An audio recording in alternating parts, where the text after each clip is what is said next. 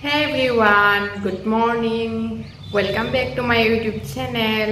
खुलुमबाय लोगोफोर गासैखौबो आंनि YouTube चेनेलावहाय फिन खेबसेबाव बरायहरबावनाय थाबाय।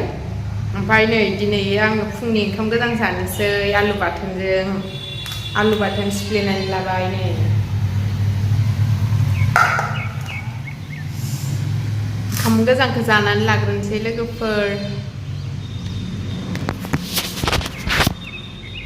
गाइस नै जोंहानि बोरमाया माबायदि दंफां आदार जानो दंफां थानि दानना होनायखौ जाया ओमफ्राय गाखोसो जायो नायदो नै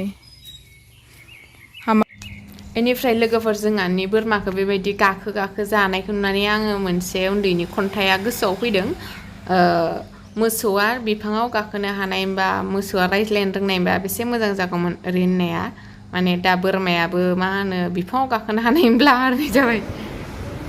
बेनिफ्राय लोगोफोर मा खालामनो उपाय गैया नै आंहा आसुगुर सेवख'नाय बेराम जादों आसुगुरानो थैनानै रज'फिननो रोङा नायब्लाबो हामनो रोंला मा जागोनथाय मिथिनो रोंला र' नायजानो फैदो दा। बेनिफ्राय लोगोफोर नै बेखिनि जाग्रा मुवाफोरा जामुंफोरा आंनि उदै सिङाव हजम जानानै खिनानै हासार जाहैखांजोब्बाय आरोना।